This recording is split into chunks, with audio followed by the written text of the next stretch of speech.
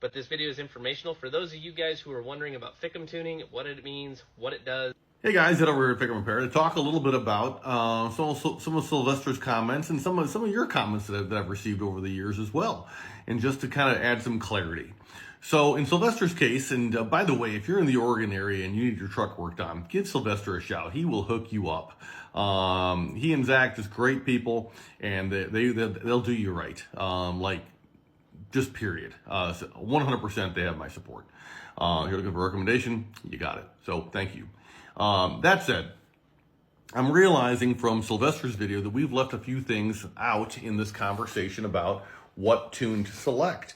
And so a couple background points. First of all, there's two types of tuners out there for your FICM through this medium here, right?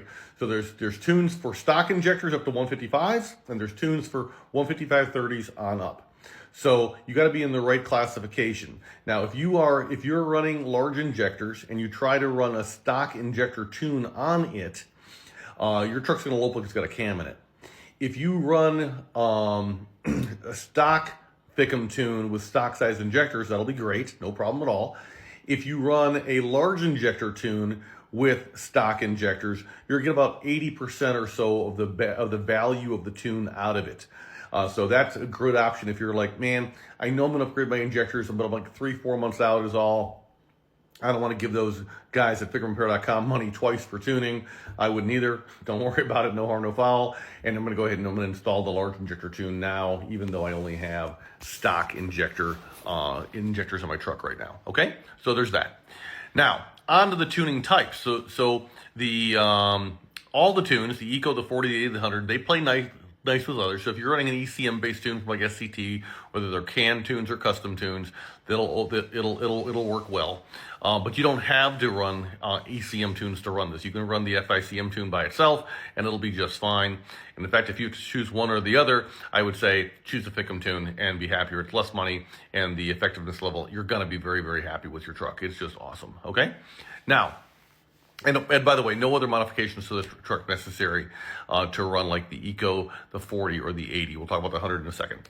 So, and keyword necessary. So there are reasons to upgrade other things, but we'll talk about that when we get there. On the Eco Tune. So the Eco Tune is great for guys that do not have a way to monitor exhaust gas temperatures and they're towing max weight or close to it with some kind of regularity. And especially if you live in a hilly place like in Oregon, like in Idaho, like in Colorado, where it's just, the truck's working, right? Then I would say, yes, it makes a whole lot of sense to go ahead and do that. And so just keep that in the back of your head, okay? Now, as far as the, and by the way, the whole conversation here is with the Eco Tune, you're not going to exceed your 1500 degrees. That's the number to stay away from.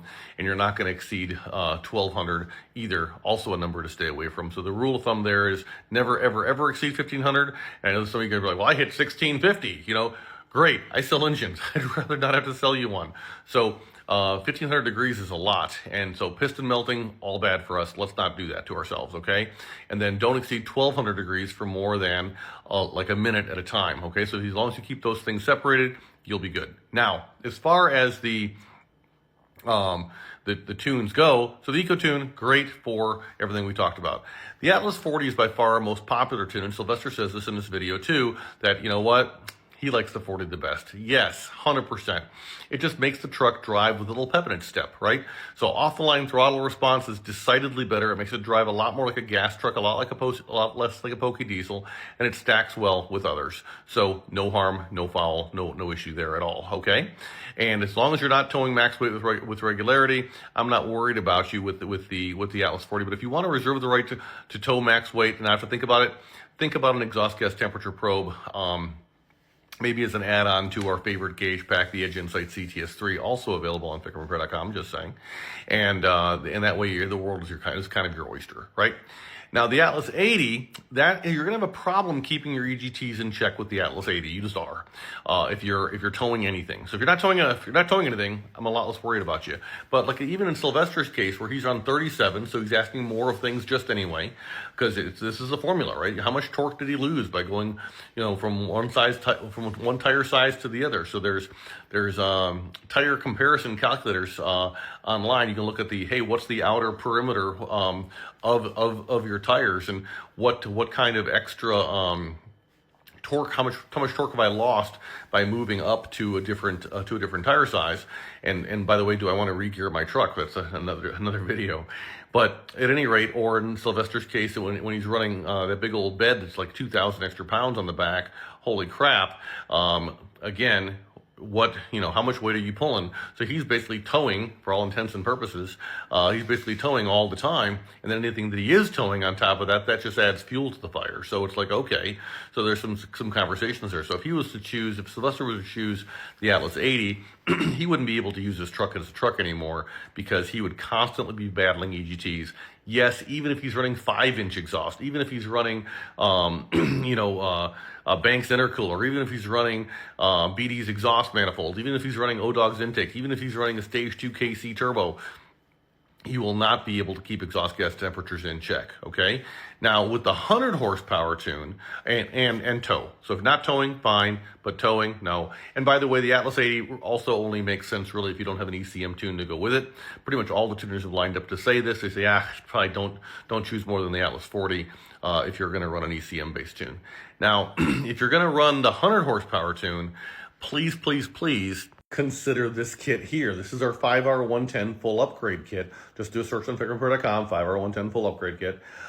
In the search box, you'll come up to this page, and you want the EPC solenoid here, you want the direct solenoid here. Together, you'll double your line pressure, you'll quadruple your flow. If you do not do that, and you run the 100 horsepower tune, what's almost for certain going to happen to you, and exactly what did happen to Sylvester, is you're going to get on it, and your truck's going to be hunting between gears, trying to figure it out, and pretty soon your tow haul light's going to start flashing, and you're going to throw a code for solenoid D timeout. It's saying, hey, it's taking too long to engage this next gear, and really what's going on is you're pushing things more than the transmission is really set up for, and you're going to destroy a transmission, so I don't want that for you. That said, this kit right here is good for anybody. Any 5R110 would benefit from this kit, and it's compatible even with the TransGo shift solenoid kit that exists as long as that was installed. I would say anytime 2024 or after. The predecessor versions of the TransGo kit, there are some compatibility issues, but as long as your tranny was rebuilt in 24 or after, I'm not worried about you, because the new version of the kit is perfectly compatible. That said, if without this kit you're gonna have shift flaring issues, you just are. I don't want to have to sell you a transmission, so please don't do it. That said, if you're looking for the most yeehaw that's out there, the Hercules tune is the way to go. So you're just going to get some incredible throttle response. You're going to be blowing some more smoke. There's not even a question about it. But holy crap, it's going to turn your truck into its own personal rocket ship. And you will be astounded at how much power your truck has been holding back on you. And it might even prevent you from having to buy a set of injectors from us. You'd be like, you know what, I have enough here. And so that's pretty darn amazing.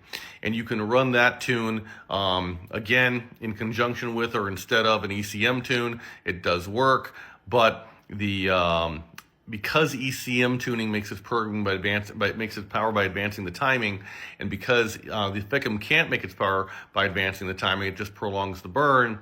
I would say that the best bang for the buck would be to say, hey, let me get my throttle response off of the FICM tune by running the Atlas 40, and let me get my power out of running an ECM tune, and that way I've got the best of both worlds. So if you can swing it, that'd be the way to go. And in all cases, that transmission upgrade certainly makes some sense. All right? So I hope this helps somebody. I'm sure I left some questions out there. Put them in the comments below. We'll hook you up. And just know that we're all in this together. Thanks, Sylvester. I appreciate you, brother. Take care.